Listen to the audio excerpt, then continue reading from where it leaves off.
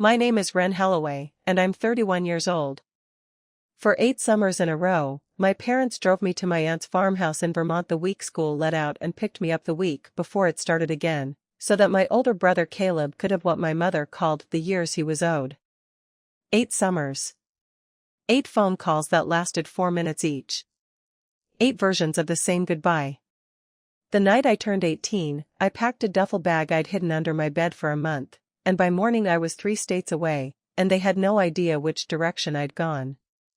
It took them 5 years to find me. And when they finally did, standing in the doorway of the pottery studio I had built with my own hands, on a spit of land in Maine that smelled like salt and wet clay, my mother looked around at everything I had made.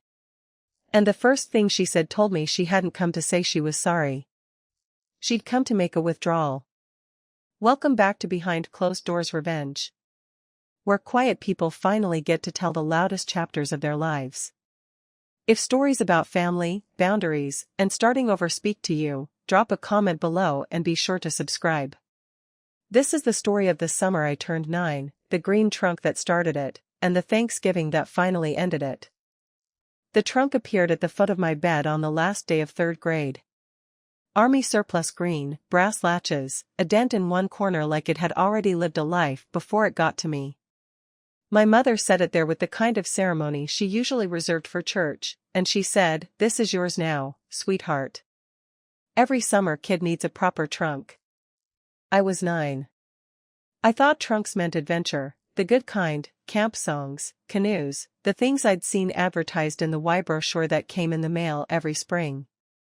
2 days later, my father loaded that trunk into the back of the station wagon, and we drove 4 hours north to a town called Averyville, where my mother's sister Dot kept a farmhouse with a wraparound porch and a barn that smelled like hay and machine oil.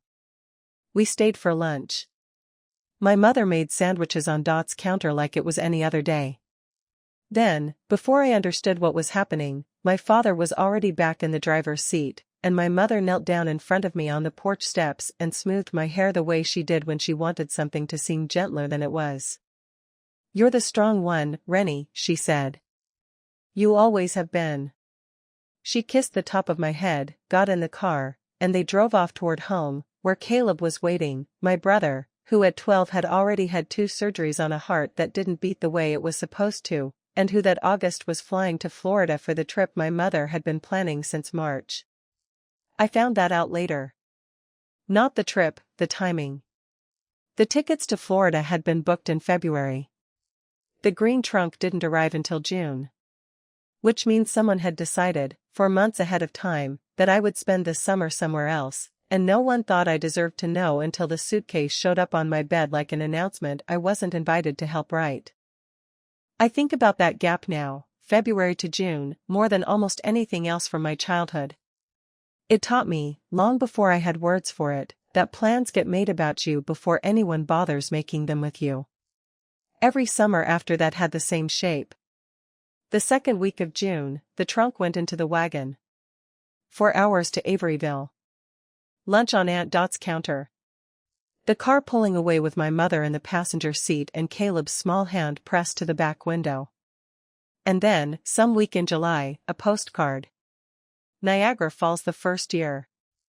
Then Cape Cod, then the Smokies, then a dude ranch in Wyoming that I still, to this day, have never seen a photograph of that wasn't on the back of that card.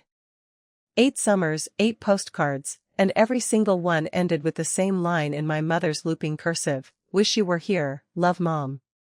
Dot would hand them over without comment, and I'd notice her slide the envelope from the trip before into an old cigar box she kept on the highest kitchen shelf, like she was building a file for a case no one had scheduled yet. I used to read those postcards the way you reread a fortune cookie slip, looking for something that wasn't there.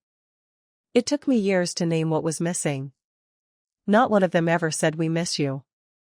Not one ever said "next year, you're coming too." They weren't apologies. They were captions. "Look at the vacation we're having." In September, my teacher would assign the same essay every kid in my class wrote, "My summer," and I'd write about haying with Dot and the barn cats and get a B+, and my mother would tape it to the refrigerator next to a photograph of Caleb holding up a fish nearly as long as his arm. 2 report cards on the same summer, side by side under the same magnet. To be fair to my parents, and I have spent a long time teaching myself to be exactly that fair and not 1 inch more, the story doesn't start with a trunk. It starts with a hospital room. Caleb was born with a heart defect the doctors didn't catch until he was 4, at a routine checkup that turned into an ambulance ride. I was 1. I have no memory of any of it, but I grew up inside the shape it left behind, the fundraiser at church, the manila folder of medical bills my mother kept in the junk drawer, my father picking up weekend shifts at the lumberyard to cover what the insurance didn't. My mother slept in vinyl recliners next to hospital beds more nights than I'll ever be able to count. By the time Caleb had his second surgery at age 9, our family had reorganized itself the way a house reorganizes itself around a fire, everything facing the one thing that might still go wrong. Caleb's heart stabilized the year he turned 10. There was a party. There's a photograph of it still hanging in my parents' hallway, my brother grinning with a paper crown, my mother's hand on his shoulder like she was afraid to stop touching him in case that was the thing that kept him breathing. That should have been the end of the emergency. Instead, it became the family constitution. My parents came out of those years with a mission: give Caleb the childhood we almost lost the chance to give him, and a quiet, hardened belief about me that I don't think either of them ever said aloud, not even to themselves: Wren doesn't need anything. Wren is fine. Here's the detail I want you to sit with. The summers away didn't start during the crisis. They started 2 years after Caleb's heart stabilized. The emergency had ended. The system it built had not. Nobody ever looked at the 9-year-old getting loaded into a station wagon and asked whether the triage was still necessary. It had just become how our family loved. The summer I was 11, I made my case. I wanted, more than I have wanted almost anything since, to go with them to the Dude Ranch in Wyoming. I made a list. I practiced in the bathroom mirror. I stood in the kitchen with the list in my hand while my mother wiped down the counter and my father read the paper at the table, and I told them I could help with chores, I wouldn't be any trouble, I'd sleep on the floor if I had to. My mother put the dish towel down. She knelt to my eye level, she always knelt for the hard ones, like it made the sentence gentler if she said it at my height, and her voice went soft the way it did right before she was about to disappoint me. This trip is for your brother, honey. You understand that, don't you? After everything he's been through. My father said nothing. That was his instrument, the whole orchestra of nothing. I went to my room. I didn't cry where they could hear it. And that night, around 9 o'clock, I heard wheels on the hallway floor. I came to the top of the stairs and looked down, and there was the green trunk, already packed, already latched, sitting by the front door. I hadn't touched it. Someone had answered my speech hours before I'd even given it. I never asked again. I'd gotten my answer for all 8 summers at once, delivered in the sound of a trunk rolling down a hallway while I was still upstairs deciding whether to make my case. If this were a simple story, the summers themselves would have been the whole wound. They weren't. That's the complicated part in the middle of my childhood. Aunt Dot's farmhouse was the one place on earth where I wasn't the easy one, the extra one, the one who didn't need anything. I was just Wren. Dot was my mother's older sister. She'd never married, ran 40 acres alone after their father died, and she put me to work my first week there every single summer, real work, not the pretend kind. Feeding the chickens before it got hot. Learning to throw a pot on the wheel in the little converted shed she called her studio, though back then it was mostly a place she kept her tools and a single kiln she'd built herself out of second-hand brick. She taught me to center clay the summer I was 10, standing behind me with her hands over mine on the wheel. Cold hands, steady heart, she'd say. That's all a good potter needs. When I collapsed a bowl, she made me diagnose it out loud: too wet, too thin, pushed too hard, and then we'd start again. At her table, I got asked questions, and my answers mattered. What we'd plant. What we'd fix. What we'd listen to on the radio while we worked. I once heard her introduce me to a neighbor as my summer girl, and I walked around for the rest of the day like I'd been knighted. One night when I was 12, she looked at me across a pan of cornbread for a long moment and said, "In this house, you're not the extra one. You're just Wren." And then she seemed about to say something more. She didn't. She got up. I found out what was on the other side of one of those unfinished sentences the summer I was 13. It was late, past 11, and I'd come downstairs for water. The kitchen light was on. Dot was at the table with the phone pressed to her ear, and I stopped in the hallway because her voice had a register I'd never heard from her before, sharp, almost pleading. "Let her stay the school year, Marion. Just this once. Marion is my mother." There was a long silence, long enough that I could hear the crickets through the screen door. Then Dot again, and now the sharpness had gone cold. "That's not how it would look. That's the whole reason, isn't it? That's your actual answer." Another pause. "I'm not trying to take anything from you. You can't take back something you already handed me on the porch." I must have made a sound, because Dot turned and saw me standing there in my nightgown, water glass in hand. Her whole face changed costumes in half a second, back into the summer aunt I knew. She told me the school year in Averyville was boring anyway, nothing but mud season, and walked me back up to bed with her hand warm between my shoulder blades. We never spoke of it again. I was 13. I understood only the temperature of the thing, that something had been offered and something had been refused, and that the refusal had a reason my aunt found unforgivable. I filed it away in the drawer kids keep for things they aren't ready to open yet. It would be 9 more years before I learned exactly what Dot had offered my mother that night, and exactly what excuse my mother had used to say no. There's one more piece of that 13th summer I should tell you, because it's the reason I never fully trusted my own memory of Dot's silence again. 2 days after the phone call, Dot took me into town for feed and came back with something extra, a cheap composition notebook, the marbled kind, and a box of colored pencils that had clearly been picked out by someone who didn't usually buy things like that. She set them on my bed without a word and went back down to the kitchen. I didn't understand the gift until years later. At the time I thought it was just Dot being Dot, doing something kind because a kindness was overdue. It wasn't until I was an adult, unpacking my own life in Maine, that I understood what she'd actually been doing. She couldn't give me the year. My mother had made sure of that. So she gave me the next best thing she had in her, a place to put down everything I wasn't allowed to say out loud in either house. I filled that notebook over the next 2 summers with drawings of things I'd made on the wheel, half-finished letters to no one, lists of chores I'd done well. I never once wrote the word angry in it. I didn't have that word for myself yet. But looking back at those pages now, in a box in my closet in Maine, anger is the only thing on every page, dressed up as something else, as recipes, as sketches of birds, as a single sentence copied out 3 times in different colored pencil. Strong kids don't make a fuss, strong kids don't make a fuss, strong kids don't make a fuss. I think Dot knew, even then, that a girl who's been told not to make a fuss will eventually have to put the fuss somewhere. She just made sure it went into a notebook instead of somewhere worse. Something changes in a girl the year she stops asking. My parents called it maturity. My teachers called me self-sufficient, and my mother repeated that word at dinner parties like a trophy she'd personally won.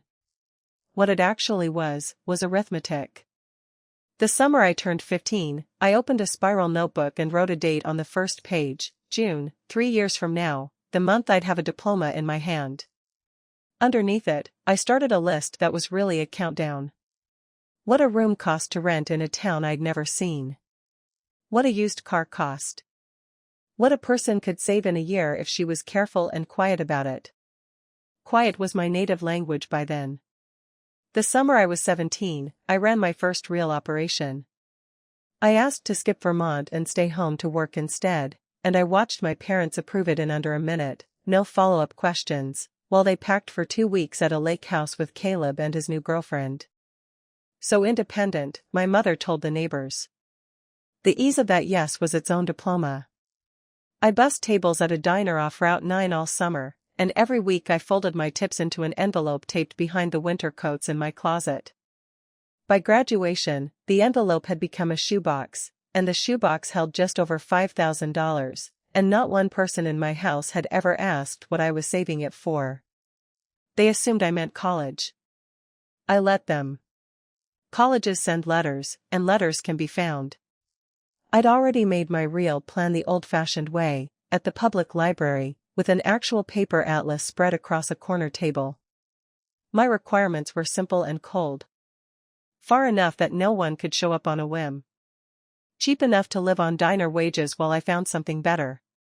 Somewhere that needed hands that could work clay, because thanks to Dot, that was the one thing I could do better than most adults I'd ever met. I flipped through pages for weeks. Then one afternoon I landed on a spread about the Maine coast, a harbor town called Latchford, granite and spruce and fog, a photograph of the water that made my chest hurt in a way I didn't have a name for yet. I sat there a long time, thinking it looked like Dot's pond, grown up and moved to the ocean. That was the whole decision. No pro and con list. Some choices you recognize instead of make. I found a listing for a struggling little pottery studio looking for a second set of hands, wrote the address on my legal pad, and mailed an inquiry with a return address that belonged to my friend Priya, whose mailbox her parents never checked. I told no one, not even Dot, and leaving her out of it was the only part that felt like swallowing glass. But I knew my mother, and I knew that after I disappeared, everyone who loved me would get sat down at her kitchen table and gently interrogated. The only way to protect Dot from having to lie for me was to make sure she had nothing to lie about. In May, an answer came to Priya's mailbox. The studio in Latchford could take me on for the summer, low pay, room above the workshop included. I read it 4 times and slept better than I had in years. Graduation was the second Saturday of June. I was up before 5 that morning, and by 1:30, my old Corolla, bought used with diner money, was packed in the driveway. The green trunk went in the trunk of the car, which felt, even then, like a small joke only I understood. Underneath the spare tire, the shoebox of cash rode like a second heartbeat. And beside it, one thing nobody would have predicted, a second, smaller box. 8 postcards, which I had quietly taken from Dot's cigar box the summer before. I couldn't tell you exactly why I took them. At 18, I called it evidence. It took me years to admit they were a wound I wasn't finished pressing. My parents did come to graduation, and I want to be accurate about that, because accuracy is the only kind of getting even I've ever fully trusted. They came. They sat. About 40 names in, my mother leaned over and whispered that they'd need to slip out before the reception. Caleb's company was throwing him a promotion dinner in the city, and traffic on the turnpike gets bad. She squeezed my wrist. "So proud of you," she said. When my row stood and they called my name, I walked across that stage, shook a stranger's hand, and looked out at 2 empty folding chairs with programs still on the seats. It didn't even hurt the way I expected. It felt like a receipt, like the world itemizing, one last time, exactly what I was to them, so I could leave with the math already done. That night I ate dinner with them, said I was tired, and went up to my room. At 4 in the morning, I left. I left a note on the kitchen table, weighed down with the sugar bowl so it couldn't be mistaken for trash. I'd drafted it maybe 20 times that spring, and every draft got shorter, because everything true I had to say kept collapsing down to fewer words. The final version read, "I'm safe. I'm an adult. Please don't look for me." I signed it W, the way Dot always shortened my name, which was either a clue or a goodbye, and I've never fully decided which. 2 days and 400 miles later, I crested a hill on Route 1 and the harbor at Latchford opened up below me, granite ledges, lobster boats, that impossible gray-blue water, and I had to grip the wheel because my hands wanted to shake and I didn't have any spare attention to let them. 18 years old. Everything I owned in a hatchback. Nobody in the world knew where I was. You'd think that would feel like falling. It felt like the first full breath I'd taken since I was 9. 9 days later, a sheriff's deputy knocked on the door of the room above the studio, and I opened it already knowing who had sent him. My mother had filed a missing person report the day after graduation. It had followed the trail of one careless debit card swipe at a gas station before I'd learned to pay cash for everything. He was younger than I expected, and visibly bored, which turned out to be the best thing he could have been. He looked at my license, looked at me, and asked the only question the law actually cares about. "Are you here of your own free will, ma'am?" I said yes. He had me sign a form confirming I was a voluntary missing adult, and then he explained, in the flat tone of a man reciting a bus schedule, exactly how it worked. My family would be told I'd been located and that I was safe. They would not be told where. That was my right. That was the whole miracle. The system my mother assumed would deliver me home instead drew a legal curtain between us, and no amount of her church social charm could part it, because the curtain doesn't negotiate. Before I swapped my number, one voicemail got through. I played it once, standing in that little room above the kiln. "Wren, this is very dramatic. We raised you better than this. You're supposed to be the strong." I deleted it mid-sentence, and the room went quiet. It's the only time in my life I got to finish that sentence for her, by ending it. For the next 5 years, that half-finished word was the last sound of my mother's voice I had. 2 years into Maine, the green trunk was still packed. I want to be honest about what that means. I had a room of my own by then, a job I was becoming genuinely good at, and a trunk by the closet door I had never fully unpacked, like some part of me was still standing on Dot's porch, waiting for a car that might come back. One October evening, I finally opened it flat on the floor to empty it for good, and there at the bottom was the shoebox. 8 postcards, in order, my mother's looping handwriting grinning up at me. "Wish you were here." I carried the box out behind the studio, where the shop kept a burn barrel for scrap wood, and I stood there with a lighter for a long time. Then I went back inside. Not because I'd forgiven anything, because burning them felt like one more disappearance, and I was tired of solving things that way. Instead I sat at the workbench with a pen, and I turned each card over, and beneath my mother's caption, I wrote what that summer had actually been. Niagara, I learned to can tomatoes because no one was around to do it for me. Cape Cod, I stopped crying at the drop-off, and everyone called it progress. The Dude Ranch, Dot asked me what I wanted, and I couldn't answer, because no one had ever asked before. 8 cards. 2 handwritings. 2 versions of the same 8 summers. I set the box on the shelf above my workbench, where a person keeps things she actually intends to look at again. By my 3rd year, I was more or less running the studio on the days the owner's arthritis got the better of her. Her name was June, an old joke between us, since I'd arrived in June and she was named for it too, and she was 68, widowed, and had been throwing pots on that same wheel since before I was born. One February afternoon she sat me down with 2 mugs of coffee and laid it out plainly, the way she did everything. She wanted to retire while her hips still let her garden. The studio, with the kiln and the little retail front, was worth about $90,000. She'd had an offer from a couple who wanted to turn it into a candle shop. "I'm not selling 30 years to somebody who's going to gut it," she said. Then she looked at me the way that made the back of my neck go warm. 20 down. I'll carry the rest myself, month to month, like people used to. For somebody I trust. I went home that night and taped a sheet of graph paper inside my closet door. At the top, $20,000.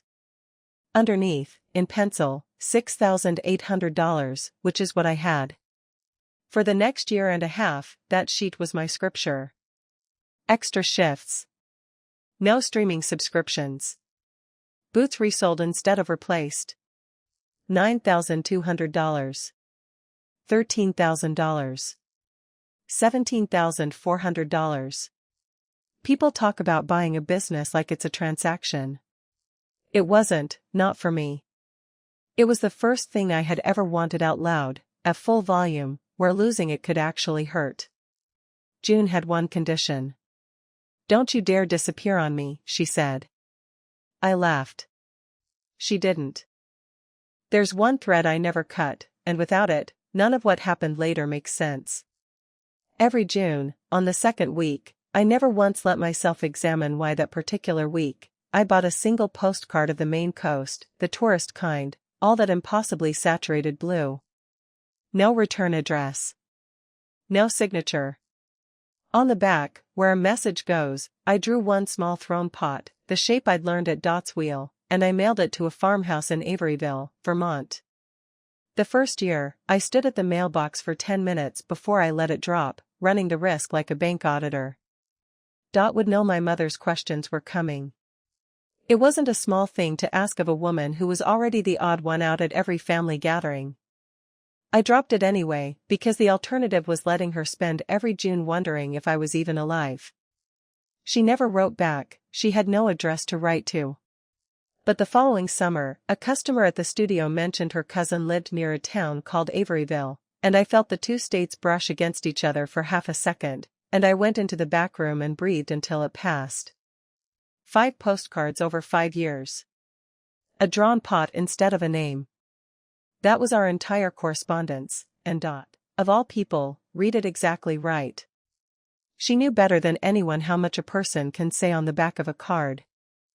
The magazine piece was June's idea, and I want that on the record, because for 5 years the whole architecture of my life had one rule underneath it: stay small, stay unfindable. A writer from a regional coastal magazine was doing a piece on old working studios along the harbor, and someone had told her about our glaze work, and June, who had never once in her life met a spotlight she didn't try to hand to someone else, volunteered me for the interview. The writer wanted my name in print. She wanted a photo of my hands at the wheel. I stood in that studio with clay drying on my forearms while every alarm I owned went off at once. Then I looked around, at June's stiffening hands, at the graph paper taped inside my closet, at how much the studio needed to be found if it was going to survive another owner's hands than mine, and I did the math I'd been avoiding. I said yes. 3 weeks later, there it was. My name in a magazine nobody in my hometown had any reason to read. For about 2 weeks, I was proud in a way that felt like walking on a floor I'd never tested before. Then the magazine put the piece online, and websites don't have town lines. A second cousin of my mother's, someone I barely remembered, left a comment under the photo 11 days after it posted. One line, with a question mark. Isn't this Marion's girl? It was a Tuesday in late October, the dead hour between the lunch rush and closing, and I was glazing a set of mugs when the bell over the door rang. I said we'd be right with them before I even looked up. Then I looked up. My mother was standing in the middle of my studio. 5 years and 400 miles, and there she was between the shelf of bowls and the retail counter, in her Goodwill coat, her hair grayer than the version I'd been arguing with in my head the whole time. Behind her, holding the door the way he'd held every door of my childhood, silently, was my father. He looked smaller than I remembered, and I noticed his left hand resting against his side had a faint, constant tremor, like a phone set to vibrate. Some cold, clinical part of me noted it and filed it away before I even had a name for what I was seeing. Nobody moved. The kiln hummed in the back room. My mother took the space in with one slow sweep, the price list on the chalkboard, the framed magazine clipping by the register, the apron I had on that had my name written across the front in June's handwriting. She finished her inspection. She looked at me, at my whole standing, solvent, unhurried life, and she pressed her lips together in the way that always came right before the church smile. So this is what you left your family for, she said. That's when I knew they hadn't driven 400 miles for an apology. They'd driven 400 miles for a collection. I poured them coffee. I want you to understand why, because it wasn't weakness. A woman who owns her own ground can afford to be generous with it. They sat at my counter like customers, and for 20 minutes my mother delivered the authorized history of my childhood, and I listened the way you'd listen to a tour guide narrate your own house. In her version, I'd had 8 wonderful summers with an aunt I adored. In her version, they had given me independence, the greatest gift a parent can offer. Look how well it had turned out, look at this studio. In her version, my leaving had been a phase, a cruelty she'd borne with grace, and we needn't relitigate it now that I'd apparently gotten it out of my system. Here's what frightened me. She wasn't lying. You can hear lying. My mother believed every word the way you believe a road you've driven for 40 years. Somewhere across those decades she had built a version of our family where every choice had been love, and she lived inside it comfortably, the way we all had, without ever checking the basement. My father said almost nothing, which was its own kind of fluency. His fingers tapped an uneven rhythm on the counter that he didn't seem to notice himself.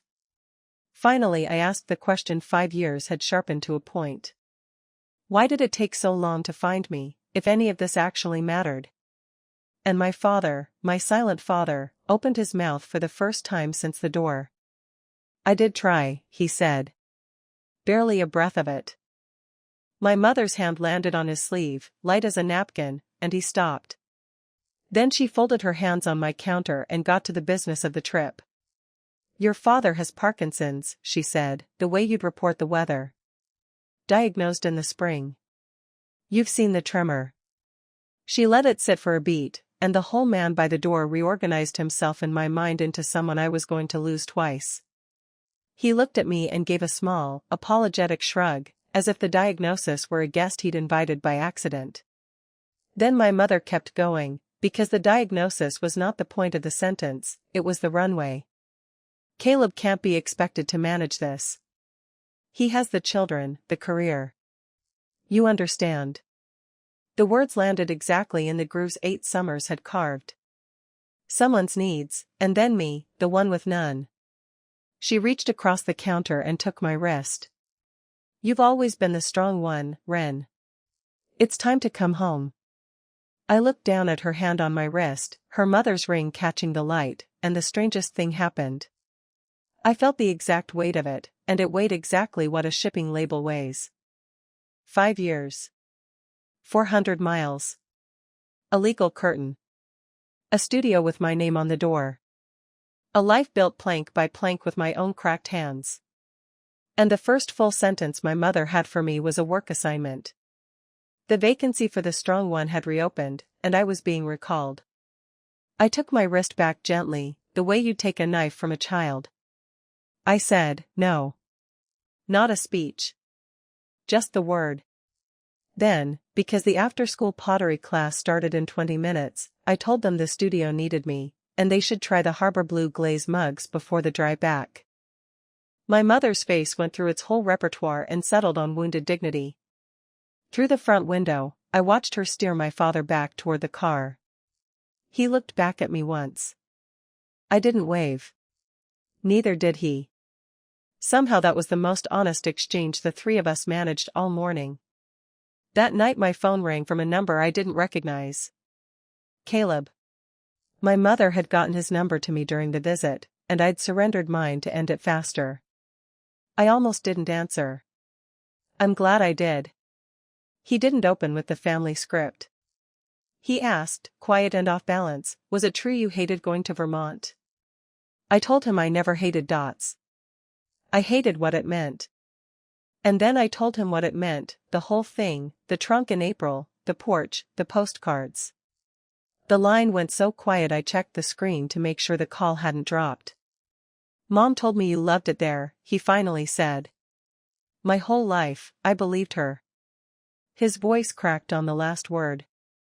He didn't ask me to come home. He asked one thing only, don't disappear on me again. I called Dot the next night, and the moment she heard my voice, she knew something had happened, because our whole ritual for 5 years had been one wordless postcard a year, and here I was, actually speaking. They found me, I said, and told her everything, the studio, the coffee, the recall notice disguised as love. She was quiet a moment. Then my aunt paid off a debt 9 years overdue. You were 13, she said. You came down for water that night. I know you heard some of it. Here's the rest. That summer, she had offered to take me for the whole school year, not a visit, enrolled, my own room, her paying for everything, my parents free to give Caleb their undivided attention. She'd had the paperwork half-drafted. She'd rehearsed the call for weeks before she dialed. My mother had listened to the entire offer and turned it down flat. And the reason she'd given wasn't that she'd miss me. The reason, word for word, was how it would look. A daughter shipped off for good, people would ask questions. A daughter loaned out for summers, that was just cousins and country air, wholesome. 8 summers was the maximum my absence could weigh while the family photograph still hung straight. My childhood had been portioned out to the exact limit of appearances, like a diet. I stood in my apartment in Maine holding the phone, finally doing the arithmetic I'd never let myself finish. It hadn't been thoughtlessness. It had been policy. Then said the other thing. I should have fought harder, sweetheart. Come to Thanksgiving with me, not for them. So you never have to wonder again who you'd have been in that room. I didn't sleep well for 3 nights. I'd like to say the war in my head was about my parents. Mostly it was about a sheet of graph paper. $17,400. $2,600 short of shaking June's hand for good. Going back to Vermont wasn't a plane ticket. It was a breach in the hull of the whole life I'd built. And I knew myself well enough to be afraid of exactly why. If that house got its hooks back into me, the strong one would do what the strong one always did. Absorb. Accommodate. Disappear in place, which is the one kind of vanishing I'd never actually tried. On the 4th morning, I did something I had never once done as an adult. I asked for help out loud, with the whole truth attached. I sat June down at her own workbench before we opened, and I told her everything: the trunk, the summers, my father's hand shaking against a coffee cup, the number on the graph paper, what I was afraid this trip might cost me in money and in nerve. She heard the whole thing out, arms crossed. Then she said, "This studio's been here 30 years. It can wait 3 weeks. And because June has never once missed the center of a target," she added, "can you?" I booked a flight for the day before Thanksgiving. And then, without being able to fully explain it to myself, I took the green trunk out from under my bed and packed it for the trip. 5 years it had sat there, retired. If I was walking back into that house, I was going to walk in with the luggage they'd trained me on. Some evidence you carry. Some evidence carries you. Drove down and met me at the airport, and the sight of her scanning the arrivals crowd exactly the way she used to scan the pond for me undid more of my composure than the whole flight had. We got a motel by the interstate, I want that noticed. 2 grown women with family 30 minutes away, and we got a motel, because a boundary you can't walk out of isn't a boundary. It's just a guest room with a different name. That evening we stopped by the house for a courtesy visit before the main event, and my childhood home performed an autopsy on itself for me, room by room. The hallway was Caleb at every age: Little League, prom, a wedding photo, the 2 kids I'd never met grinning gap-toothed on a dock somewhere. I appeared twice, both times in class photos, one face among 2 dozen. My old bedroom was a home office now. My mother told me this brightly, like real estate news. And on top of the kitchen hutch, I found the twin of my own shoebox, my mother's set of the same 8 postcards, fanned out in a wicker basket like pottery. Curated. Displayed. Our family had kept 2 archives of the same 8 summers. Hers, in a basket meant for company to admire.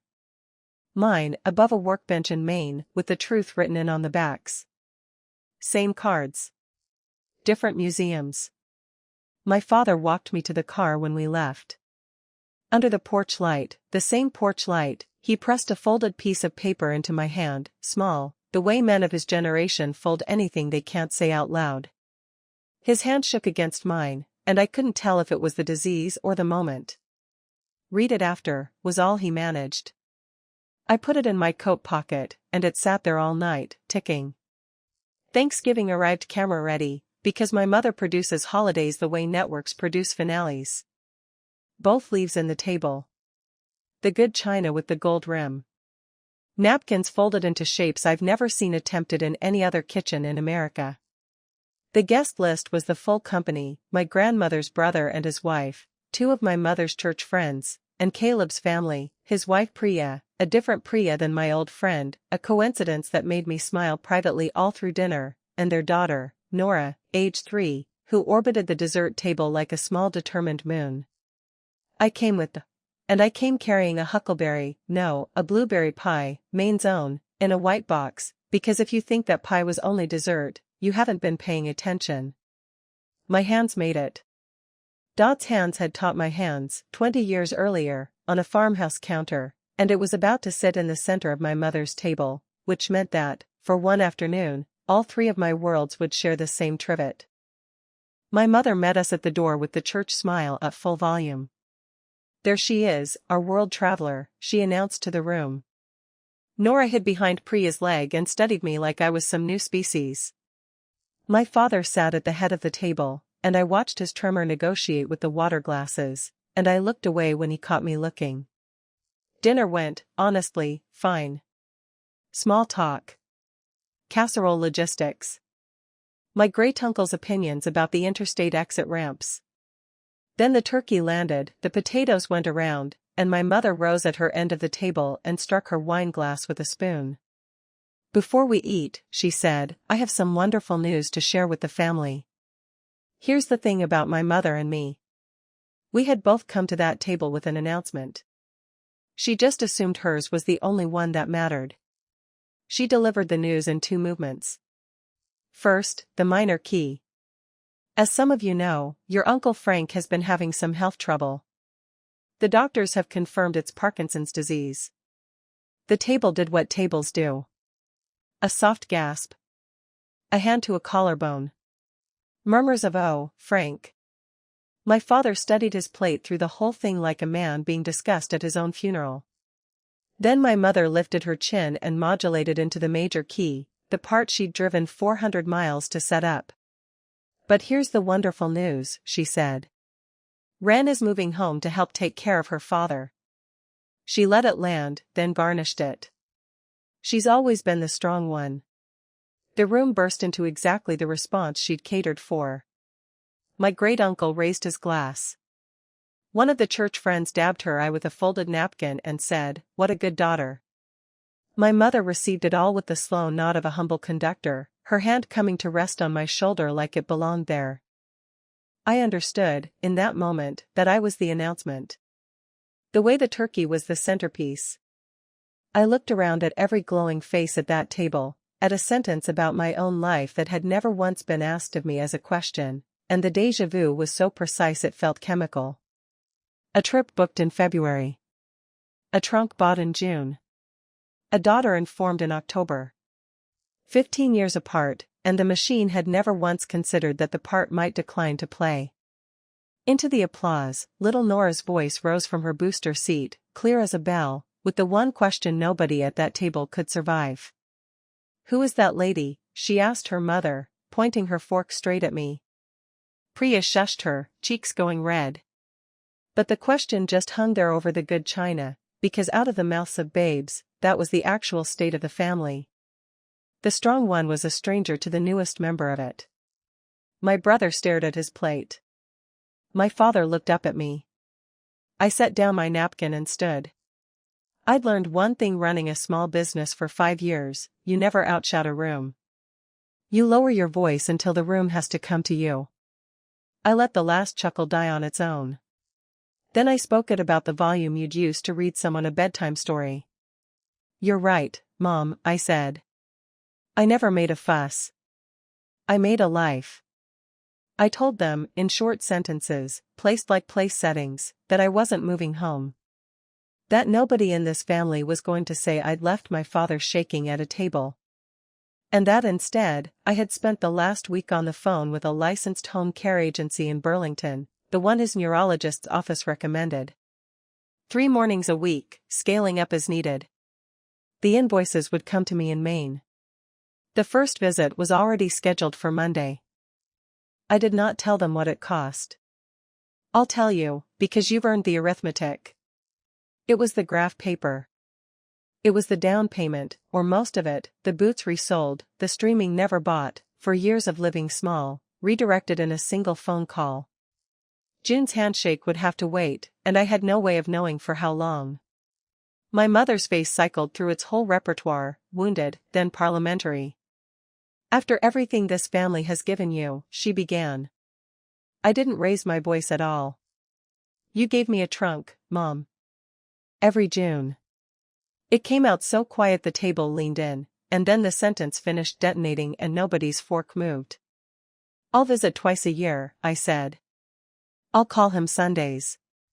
I come as a guest, invited, not assigned. And my name gets retired from family announcements. Nothing about my life gets stood up and told to a room again unless I'm the one standing." I looked at her. "That's the whole offer. There's no negotiation built into it." My mother set her wine glass down with a click and reached for the oldest exit on the property. "If you walk out of this house," she said, "don't bother coming back." There it was, the full price, invoiced in front of witnesses.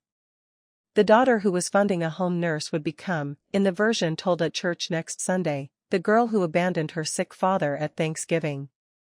I knew the story before the door even shut. I paid for it anyway.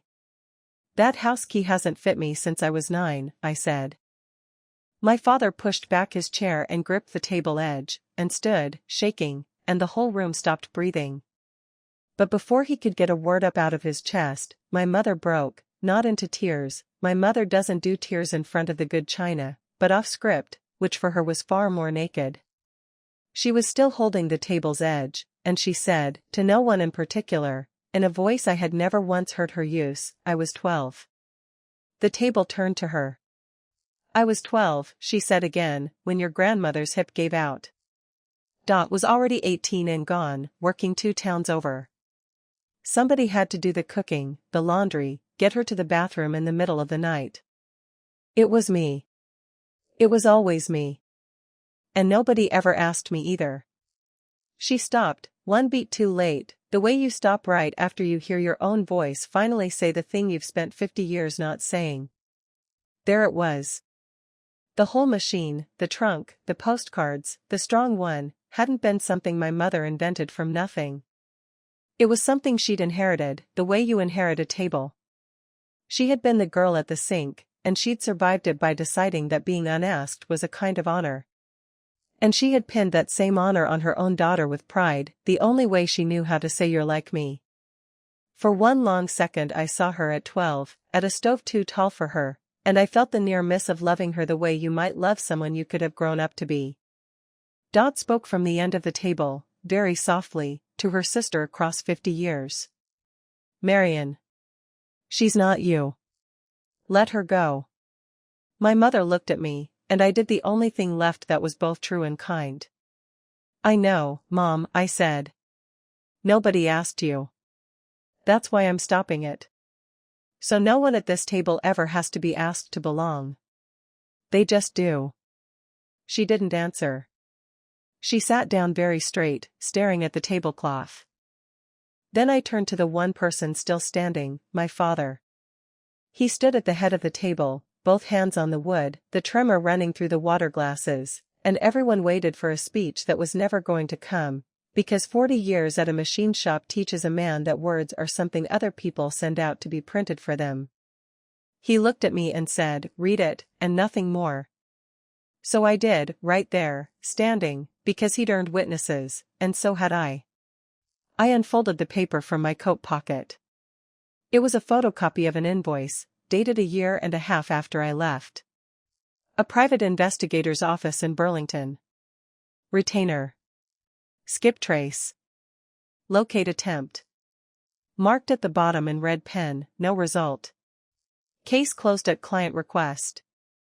And underneath, in my father's up-and-down handwriting, gone shaky now at the tails, a note that looked freshly written that very week. Found nothing. Your mother said to stop looking. She'll come back when she needs us. I stopped there. I shouldn't have. I'm sorry, Dad. I stood holding 18 months of my father having looked for me. It didn't fix anything. He'd hired a man instead of raising his own voice, and when the man found nothing, he'd folded, the way he always folded. He knew it too. That's what the note was, a confession from the only person at that table honest enough to put his own failure in writing. But it was also proof that once, before the story got rewritten for the hallway wall, somebody in that house had actually looked. I folded it back up small, the way he folds things, and put it in my pocket for keeps. Then I stepped around the table, put my hand over his shaking one, and said, "The nurse starts Monday, Dad. And when you're ready, I'll fly you out to Maine, and I'll teach you to center clay." Dot helped me on with my coat on the porch, on the exact boards where a green trunk used to wait every June. I finally finished the sentence I'd been writing since I was 9. It took them 5 years to find me. It took me 8 summers to stop waiting to be found. Here's the ledger, 1 year on, because I promised you accuracy, not a bow tied around it. The nurse's name is Colette, and she started that Monday. My father sends me photos now from a phone he barely knows how to use, terrible ones, half a thumb in the frame, and the first was a selfie of him and Colette both frowning at the camera like hostages, captioned, "She counts my pills like your mother counts silverware." It's the longest joke he's made in years. We talk Sundays, short calls. They're enough.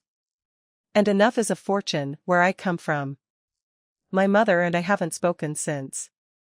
At Christmas, a card arrived in Maine, tasteful, no letter inside, signed in her round hand. Mom. Not sorry. Not love. Just the title she isn't ready to give up. Some doors don't slam in this life. Some just settle closed. June and I signed the papers on the studio in March.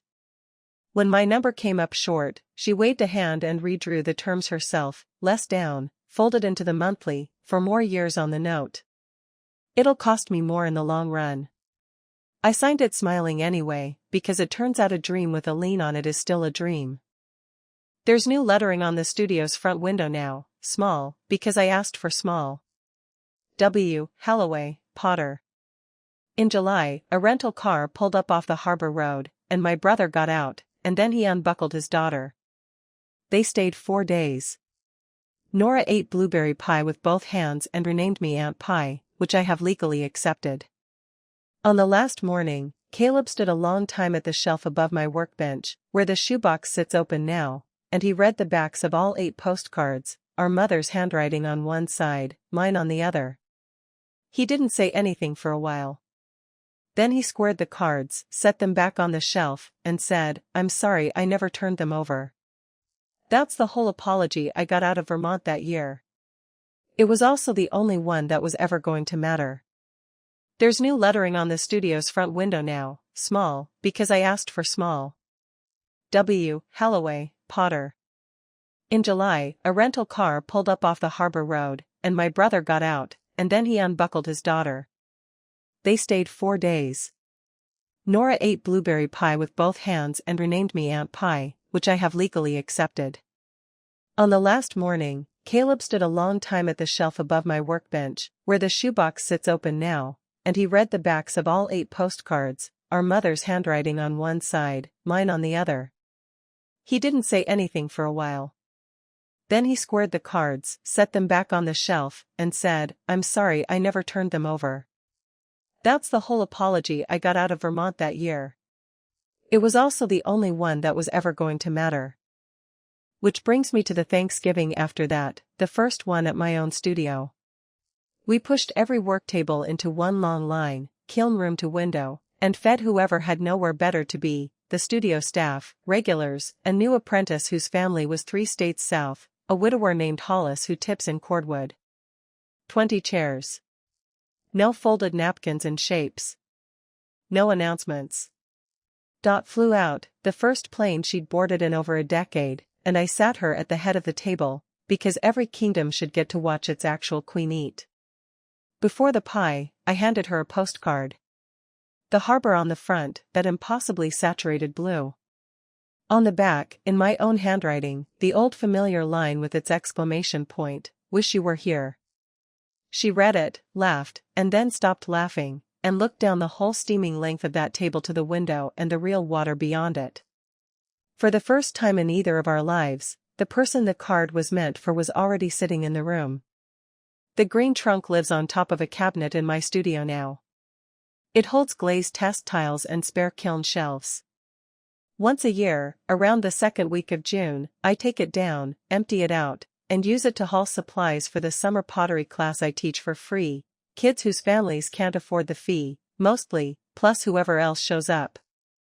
Sometimes, in the slow hour before the studio opens, I take the composition notebook down from its shelf too, the one Doc bought me the summer I was 13, marbled cover soft at the corners now, 3 colors of the same sentence still visible on page after page if you hold it to the light right. I don't read it often. I mostly just like knowing it's there, next to the shoebox, proof of the exact spot where a girl decided that if nobody was going to ask what she wanted, she would at least ask herself. People ask me sometimes, carefully, whether I regret how hard the line was that Thanksgiving, whether there was a softer way to say the same thing. I've turned that question over more than any other, the way you turn a bowl on the wheel looking for the flaw in the wall before it collapses under its own weight. And here's what I've landed on. Softness was the language my mother spoke fluently, and she had used it, for 22 years, to make hard things sound like gifts. I didn't owe her a translation into that same dialect. I owed her the truth, spoken plainly, once, and then I owed myself the discipline to mean it on the second ask and the third. That discipline turned out to be the harder part. Boundaries are easy to declare at a table full of witnesses, with a pie in a white box and a graph paper number finally paid down. They are much harder to hold on an ordinary Tuesday in March, when your father texts a blurry photo of a bird feeder and signs it "Love you Rennie" and some old, well-worn groovin' you wants to write back "Come stay as long as you need, consequences unconsidered." I hold the line anyway. Twice a year. Sundays by phone. It isn't cold. It's just finally the right size. As for what I learned, it fits into one sentence, and I've had a long time to get it right. Family isn't the people who share your blood or your last name. It's the people who never need a postcard, because they never once let you be the one who was missing.